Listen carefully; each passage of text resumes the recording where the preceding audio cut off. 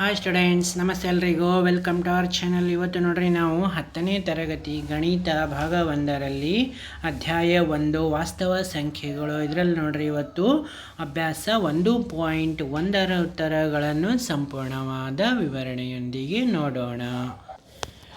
ಈಗ ನೋಡ್ರಿ 10ನೇ ಗಣಿತ ಭಾಗ 1 ಇದರಲ್ಲಿ ಘಟಕ 1 ವಾಸ್ತವ ಸಂಖ್ಯೆಗಳು. ಇದರಲ್ಲಿ ನೋಡ್ರಿ ಇವಾಗ ಅಭ್ಯಾಸ 1.1 ಇದರಲ್ಲಿ 1ನೇ ಪ್ರಶ್ನೆ ಏನು ಹೇಳ್ತಾ ಇದೆ ನೋಡ್ರಿ, ಕೆಳಗಿನ ಪ್ರತಿ ಸಂಖ್ಯೆಯನ್ನು ಅದರ ಅವಿಭಾಜ್ಯ ಅಪವರ್ತನಗಳ ಗುಣಲಬ್ಧವಾಗಿ ವ್ಯಕ್ತಪಡಿಸಿರಿ ಅಂತ ಹೇಳ್ತಾ ಇದೆ. 1ನೇ ಕ್ವಶನ್ನು 140, 156, 3825, 5005, 7429. ಈ 5 ಪ್ರಶ್ನೆಗಳಿಗೆ ಒಂದೊಂದಾಗಿ ನಾವು ಅವಿಭಾಜ್ಯ ಅಪವರ್ತನಗಳ ಗುಣಲಬ್ಧಗಳನ್ನು ನೋಡ್ತಾ ಹೋಗೋಣ. ಈಗ ನೋಡ್ರಿ 1ನೇದು 140ರ ಅವಿಭಾಜ್ಯ ಅಪವರ್ತನಗಳನ್ನು ನೋಡಿದಾಗ 2ರಿಂದ ತಗೊಂಡಾಗ 2 7 14, 0 0 ಇಟ್ವಿ. 2ರಲ್ಲಿ ತಗೊಳ್ರಿ 2 3 6, 1 ಉಳಿತು 10 ಆಯಿತು. 2 5 10, ನೆಕ್ಸ್ಟ್ 5ರಲ್ಲಿ 5 7 35, 7ರಲ್ಲಿ 7 1 7. ಈಗ ಅವಿಭಾಜ್ಯ ಅಪವರ್ತನಗಳನ್ನು ಆದ್ದರಿಂದ 140ರ ಅವಿಭಾಜ್ಯ ಅಪವರ್ತನಗಳು ಯಾವ್ಯಾವಪ್ಪ ಅಂತಂದರೆ 2 × 2 × 5 × 7. ಇಲ್ಲಿ ನೋಡ್ರಿ 2 ಸಾರಿ ರಿಪೀಟ್ ಆಗಿದೆ, ಆದ್ದರಿಂದ ನಾವು 2ರ ಘಾತ 2 × 5 × 7 ಅಂತ ತಗೊಳ್ಳೋಣ. ಓಕೆನಾ. ನೆಕ್ಸ್ಟ್ ನೋಡ್ರಿ 2ನೇ ಪ್ರಶ್ನೆ 156. 2ರಲ್ಲಿ ನಾವು ತಗೊಂಡಾಗ ಅವಿಭಾಜ್ಯ ಅಪವರ್ತನಗಳು 2 7 14, 1 ಉಳಿತು 16 ಆಯಿತು. 2 8 16, 2 7 14, 1 ಉಳಿತು 16 ಆಯಿತು. ನೆಕ್ಸ್ಟ್ 2ರಲ್ಲಿ 2 3 6, 1 ಉಳಿತು 18 ಆಯಿತು. 2 9 18. ಮತ್ತು 3ರಲ್ಲೇ ತಗೊಳ್ಳೋಣ. 3 3, 1 ಉಳಿತು 19 ಆಯಿತು. 3 1 3, 3 9. ಓಕೆನಾ. ನೆಕ್ಸ್ಟ್ 13 1 13. ಓಕೆ. ಈಗ 156ರ ಅವಿಭಾಜ್ಯ ಅಪವರ್ತನಗಳು ಯಾವ್ಯಾವಪ್ಪ? 2 × 2 × 3 × 13. ಇಲ್ಲಿಯೂ ಕೂಡ 2 ಸಾರಿ ರಿಪೀಟ್ ಆಗಿದೆ, ಆದ್ದರಿಂದ 2ರ ಘಾತ 2 × 3 × 18 13 ಅಂತ ತಗೊಳ್ಳೋಣ. ಓಕೆನಾ. ಈಗ ನೆಕ್ಸ್ಟ್ 3ನೇ ಪ್ರಶ್ನೆ ನೋಡ್ರಿ 3825. 5ರಲ್ಲೇ ತಗೊಳ್ಳೋಣ ಅವಿಭಾಜ್ಯ ಅಪವರ್ತನಗಳ ಗುಣಲಬ್ಧಗಳನ್ನು. 5 7 35, 3 ಉಳಿತು 32 ಆಯಿತು. 5 6 30, 2 ಉಳಿತು 25 ಆಯಿತು. 5 5 25. ಮತ್ತು 5ರಲ್ಲೇ 5 1 5, 2 ಉಳಿತು 26 ಆಯಿತು. 5 5 25, 1 ಉಳಿತು 15 ಆಯಿತು. 5 3 15, 3 5 15, 3 1 3. ಮತ್ತು 3ರಲ್ಲೇ ತಗೊಳ್ಳೋಣ. 3 1 3, 2 ಉಳಿತು 21 ಆಯಿತು. 3 7 21. ನೆಕ್ಸ್ಟ್ 17ರಲ್ಲೇ ತಗೊಳ್ರಿ. 17 1 17. ಈಗ 3825ರ ಅವಿಭಾಜ್ಯ ಅಪವರ್ತನಗಳು ನೋಡ್ರಿ 5 × 5 × 3 × 3 × 17 ಅಂತ ತಗೊಂಡಿವಾಗ. ಹೌದಾ. 5 2 ಸಲ ರಿಪೀಟ್ ಆಗಿದೆ. 5 ಸ್ಕ್ವೇರ್ ಇಂಟು 3 ಕೂಡ 2 ಸಲ ರಿಪೀಟ್ ಆಗಿದೆ. ಇದು ಕೂಡ 3 ಸ್ಕ್ವಯರ್ ಇಂಟು 17. ನೆಕ್ಸ್ಟ್ ನೋಡ್ರಿ 4ನೇ ಮೇನ್ ಕ್ವಶನ್. 4ನೇ ಕ್ವಶನ್ ಏನು ಹೇಳ್ತಾ ಇದೆ? 4ನೇ ಕ್ವಶನನ್ನು ನೋಡೋಣ. 5005. ಇದನ್ನು 5ರಲ್ಲೇ ಭಾಗಾಕಾರ ಮಾಡಿದಾಗ ಅವಿಭಾಜ್ಯ ಅಪವರ್ತನಗಳು ನೋಡ್ರಿ 5 1 5, 2 0 2 0. ಮತ್ತು 5 1 5. 7ರಲ್ಲೇ ತಗೊಳ್ಳೋಣ. 7 1 7, 3 ಉಳಿತು 30 ಆಯಿತು. 7 4 28, 2 ಉಳಿತು 21 ಆಯಿತು. 7 3 21. ಮತ್ತು 11ರಲ್ಲೇ ತಗೊಳ್ರಿ. 11 1 11, 3 ಉಳಿತು 33 ಆಯಿತು. 11 3 33. ನೆಕ್ಸ್ಟ್ 13ರಲ್ಲೇ 13 13. ಈಗ 5005 ಆದ್ದರಿಂದ 5005ರ ಅವಿಭಾಜ್ಯ ಅಪವರ್ತನಗಳು ಯಾವ್ಯಾವಪ್ಪ? ಇಲ್ಲಿ 5 × 7 × 11 × 13. ನೆಕ್ಸ್ಟ್ 5ನೇ ಕ್ವಶನ್ ನೋಡ್ರಿ. 5ನೇದೇನು ಹೇಳ್ತಾ ಇದೆ? 7429. 17ರಲ್ಲೇ ತಗೊಳ್ರಿ. 17 4 68, ಇಲ್ಲಿ 4 1 6 ಉಳಿತು 62 ಆಯಿತು. 17 3 51. ನೆಕ್ಸ್ಟು 17 169. ಓಕೆನಾ. ನೆಕ್ಸ್ಟ್ 19ರಲ್ಲೇ ತಗೊಳ್ರಿ. 17 38, 19 3 5 ಉಳಿತು 57. 19 3 57. ನೆಕ್ಸ್ಟು 23 23. ಆದ್ದರಿಂದ 7429ರ ಅವಿಭಾಜ್ಯ ಅಪವರ್ತನಗಳು ನೋಡ್ರಿ 17 × 19 × 23 ಆಯಿತು. ನೆಕ್ಸ್ಟ್ 2ನೇ ಪ್ರಶ್ನೆಯನ್ನು ನೋಡ್ರಿ. ಇವಾಗ ಕೆಳಗೆ ನೀಡಿರುವ ಜೋಡಿ ಪೂರ್ಣಾಂಕಗಳ ಲಸ ಅ ಮತ್ತು ಮಸಗಳನ್ನು ಕಂಡುಹಿಡಿದು ಲಸ ಅ ಇಂಟು ಮಸ ಆ ಎರಡೂ ಸಂಖ್ಯೆಗಳ ಗುಣಲಬ್ಧ ಎಂಬುದನ್ನು ತಾಳೆ ನೋಡಿ ಅಂತ ಕ್ವಶನ್. ಇಲ್ಲಿ 26 ಲಸ 26 ಮತ್ತು 91, 510 ಮತ್ತು 92, 336 ಮತ್ತು 54. ಈಗ ಒಂದೊಂದಾಗಿ ನೋಡ್ತಾ ಹೋಗೋಣ. ಒಂದೇದು 26 ಮತ್ತು 91, ಎ 26, ಬಿನ 91 ಅಂತ ತಗೊಳ್ಳೋಣ. 26 ಅವಿಭಾಜ್ಯ ಅಪವರ್ತನಗಳು ನೋಡ್ರಿ, 2 1 2 3 13 ಅಂದಲೆ 13, 2 ಇಂಟು 13 ಎನ್ನುವುದು 26 ಅವಿಭಾಜ್ಯ ಅಪವರ್ತನಗಳು. 91 ನೋಡ್ರಿ, 7 1 7 7 3 21, 13 13. ಇಲ್ಲಿಯೂ ಕೂಡ 7 ಇಂಟು 13 ಎನ್ನುವುದು ಅವಿಭಾಜ್ಯ ಅಪವರ್ತನಗಳು. ಮಸ ನೋಡ್ರಿ, 2ರಲ್ಲಿ ಇದ್ದಿದ್ದು 13 ಮಾತ್ರ ಮಸ ಆಗುತ್ತೆ. ಲಸ ನೋಡ್ರಿ, 2 ಇಂಟು 7 ಇಂಟು 13 ಎನ್ನುವುದು ಲಸ ಆಯಿತು. ಓಕೆನಾ. 7 14 ಇಂಟು 13 ಎನ್ನುವುದು ಲಸ. 14 13 182. ಆದ್ದರಿಂದ ಮಸ ಇಂಟು ಲಸ 13 ಇಂಟು 182 2366. ಎ 26 ಇಂಟು 91 2366 ಆಗುತ್ತೆ. ಆದ್ದರಿಂದ LHS = RHS, ಎಡಭಾಗ ಬಲಭಾಗ ಅಂತ ನಾವು ಹೇಳ್ತಾ ಇದ್ದೀವಿ ಇಲ್ಲಿ. ಓಕೆನಾ.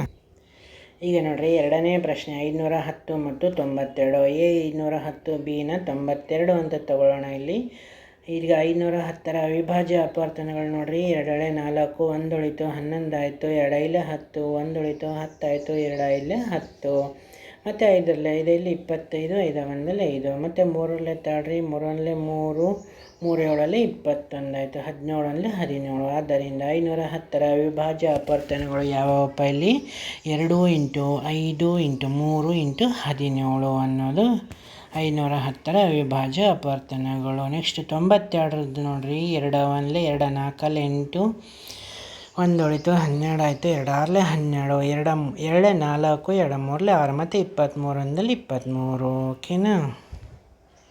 92ರ ಅಪವರ್ತನಗಳು ನೋಡ್ರಿ, 2 ಇಂಟು 2 ಇಂಟು 23 ಆಯಿತು. ಓಕೆನಾ. 2 ಸ್ಕ್ವೇರ್ ಇಂಟು 23 ಆಯಿತು. ಆದ್ದರಿಂದ ಮಸ ಏನಾಯ್ತು ರೀ, ಇವೆರಡರದ ಮಸ 2 ಆಗ್ತಾಯಿದೆ ಇಲ್ಲಿ. ಓಕೆನಾ. 2 ಅನ್ನೋದು ಕಾಮನ್ ಇದೆ. ಮಹತ್ತಮ ಸಾಮಾನ್ಯ ಅಪವರ್ತನ. ಲಸ ನೋಡ್ರಿ, 2 square into 3 into 5 into 17 into 23 ಎನ್ನುವುದು ಲಸ ಆಯಿತು. ಇವನ್ನೆಲ್ಲವನ್ನು ಗುಣಾಕಾರ ಮಾಡಿದಾಗ ನಮಗೆ ಎಷ್ಟು ಬರ್ತಾ ಇದ್ದಾರೆ ಇಲ್ಲಿ? 4 ಮೂಲೆ 12, 12 60 ಇಂಟು 17 ಇಂಟು 23 ಗುಣಿಸಿದಾಗ 23460 ಬರ್ತಾ ಇದೆ. ಆದ್ದರಿಂದ ಮಸ ಇಂಟು ಲಸ = a into B, A B into A b = a into b. 2 into 23460. ಈಗ ನೋಡ್ರಿ, 2 ಇಂಟು 23460 ಎ ಅನ್ನೋದು ಸ್ಟೆಪ್ಪಲ್ಲಿ 510, ಬಿ ಅನ್ನೋದು 92. ಇವೆರಡನ್ನು ಗುಣಿಸಿದಾಗ 46,920 ಬರ್ತಾ ಇದೆ. ನೆಕ್ಸ್ಟ್ ಲಸ ಎರಡೂ ಅಪವರ್ತನಗಳನ್ನು ಬೀಜೋಕ್ತಿಗಳನ್ನು ಗುಣಿಸಿದಾಗಲೂ ಕೂಡ 46,920 ಬರ್ತಾ ಇದೆ. ಆದ್ದರಿಂದ ಎಡಭಾಗ = ಬಲಭಾಗ.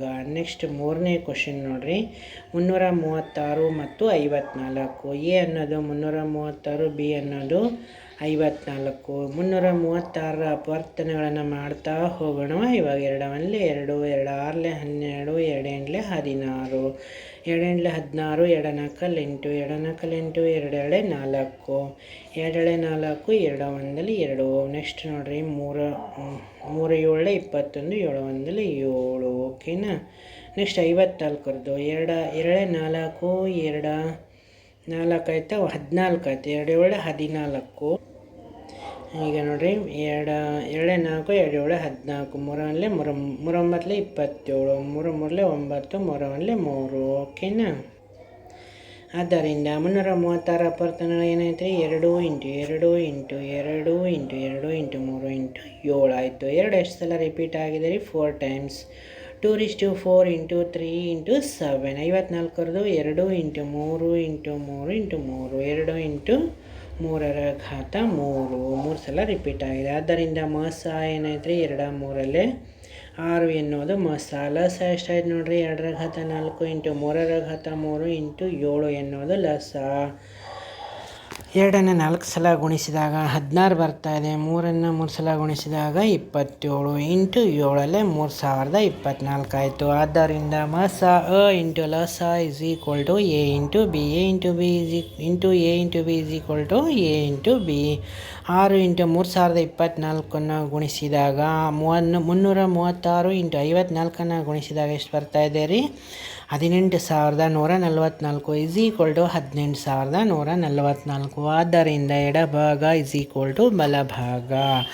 LHS is equal to RHS ಅಂತ ನಾವು ಹೇಳ್ತೀವಿ. ನೆಕ್ಸ್ಟ್ 3ನೇ ಪ್ರಶ್ನೆ ನೋಡ್ರಿ. ಕೆಳಗಿನ ಪೂರ್ಣಾಂಕಗಳ ಲಸ ಅ ಮತ್ತು ಮಸ ಅಗಳನ್ನು ಅವಿಭಾಜ್ಯ ಅಪವರ್ತನ ವಿಧಾನದಿಂದ ಕಂಡುಹಿಡಿಯಿರಿ ಅಂತ ಕ್ವಶನ್. 3ನೇ ಮೇನ್ ಕ್ವಶನ್. 12, 15 ಮತ್ತು 21, 17, 23 ಮತ್ತು 29, 8, 9 ಮತ್ತು 25 ಎನ್ನುವುದು. ಈಗ ಒಂದೊಂದಾಗಿ ನೋಡ್ತಾ ಹೋಗೋಣ. 12, 15 ಮತ್ತು 21. 12 ನೋಡ್ರಿ, 2 4 4 3 12 ಈ ಥರ ನಾವು ತಗೊಳ್ಳೋಣ ಅಪವರ್ತನಗಳನ್ನು. 15ರದ್ದು 3 ಇಲ್ಲ 15, 21ರದ್ದು 3 7 21. ಆದ್ದರಿಂದ ಮಸ ಏನಾಯ್ತು ರೀ? 3 3 3 ಎನ್ನುವುದು ಇಲ್ಲಿ ಮಸ ಆಗ್ತಾಯಿದೆ. ಲಸ ನೋಡ್ರಿ 3 ಇಂಟು 2 ಇಂಟು 2 ಇಂಟು 5 ಇಂಟು 7 420 ಎನ್ನುವುದು ಲಸ ಆಗ್ತಾಯಿದೆ. ಆದ್ದರಿಂದ ಮಸ ಅ ಇಂಟು ಲಸ ಇಸ್ ಈಕ್ವಲ್ ಟು 3 ಸಂಖ್ಯೆಗಳ ಗುಣಲಬ್ಧ. 3 ಇಂಟು 420 ಅಂದರೆ 1260 ಆಯಿತು. ಇಲ್ಲಿ 12, 15, 21 ABC 3ನ್ನು ಗುಣಿಸಿದಾಗ 1260 ಬರ್ತಾ ಇದೆ. ಓಕೆನಾ? ಇಲ್ಲಿಯೂ ಕೂಡ ಎಡಭಾಗ ಇಸ್ ಈಕ್ವಲ್ ಟು ಬಲಭಾಗ ಆಗ್ತಾಯಿದೆ. ಈಗ ನೋಡ್ರಿ 2ನೇದು 17, 23 ಮತ್ತು 29. 17ನ್ನು ನಾವು ಅವಿಭಾಜ್ಯ ಗುಣಲಬ್ಧಗಳನ್ನು ಮಾಡಿದಾಗ 17 ಇಂಟು 1 ಅಷ್ಟೇ ಹೋಗುತ್ತೆ. 23ರ ಅವಿಭಾಜ್ಯ ಅಪವರ್ತನಗಳು ನೋಡ್ರಿ 23 ಇಂಟು 1. 29ರದ್ದು ಇದು ಕೂಡ ಅಷ್ಟೇ 29 1 29. ಆದ್ದರಿಂದ ಮಸ ಏನಾಯ್ತಪ್ಪ? 3ರದ್ದು 1 ಆಗ್ತಾಯಿದೆ. ಲಸ ನೋಡ್ರಿ 17 ಇಂಟು 23 ಇಂಟು 29 ಅಂದರೆ 11339 ಎನ್ನುವುದು ಲಸ ಅ ಆಗ್ತಾಯಿದೆ. ಮಸ ಇಂಟು ಲಸ ಮಾಡಿದಾಗ 11339 ಆಯಿತು. ಈ 3 ಸಂಖ್ಯೆಗಳನ್ನು ಗುಣಿಸಿದಾಗಲೂ ಕೂಡ ನಮಗೆ 11339 ಬರ್ತಾ ಇದೆ. ನೆಕ್ಸ್ಟ್ 3ನೇ ಕ್ವಶನ್ ನೋಡ್ರಿ. 8, 9 ಮತ್ತು 25. ಈಗ 8ರದನ್ನು ಅವಿಭಾಜ್ಯ ಗುಣಲಬ್ಧಗಳನ್ನು ಅವಿಭಾಜ್ಯ ಅಪವರ್ತನಗಳನ್ನು ತೆಗೆದುಕೊಂಡಾಗ 2 4 4 8 2:3. 9ನ್ನು ನಾವು 3 3 9 3ರ ಘಾತ 2 ಅಂತ ತಗೊಳ್ಳೋಣ. ನೆಕ್ಸ್ಟ್ 24. ನೆಕ್ಸ್ಟ್ ನೋಡ್ರಿ 25 5 5 25 5ರ ಘಾತ 2. ಆದ್ದರಿಂದ ಮಸ ಎಷ್ಟಾಯ್ತು ರೀ? ಇಲ್ಲಿ 1 ಆಯಿತು. ಲಸ ನೋಡ್ರಿ 2ರ ಘಾತ 3 3ರ ಘಾತ 2 ಇಂಟು 5ರ ಘಾತ 2. 3ನ್ನು ಗುಣಿಸಿದಾಗ ನಮಗೆ ಲಸ ಸಿಗ್ತಾ ಇದೆ. ನೋಡ್ರಿ 3ನ್ನು ಗುಣಿಸಿದಾಗ 2ನ್ನು 3 ಸಲ ಗುಣಿಸಿದರೆ 8 ಬರುತ್ತೆ. 3ನ್ನು 2 ಸಲ ಗುಣಿಸಿದರೆ 9 5 5 25 8 9 72 ಇಂಟು 25 1800 ಬರ್ತಾ ಇದೆ. ಆದ್ದರಿಂದ ಮಸ ಅ ಇಂಟು ಲಸ ಅಂದರೆ 1 ಇಂಟು 1800 1800. 3 ಸಂಖ್ಯೆಗಳ ಗುಣಲಬ್ಧ 8 9 72 ಇಂಟು 25 1800 ಬರ್ತಾ ಇದೆ. ನೆಕ್ಸ್ಟ್ 4ನೇ ಮೇನ್ ಕ್ವಶನ್ ನೋಡ್ರಿ.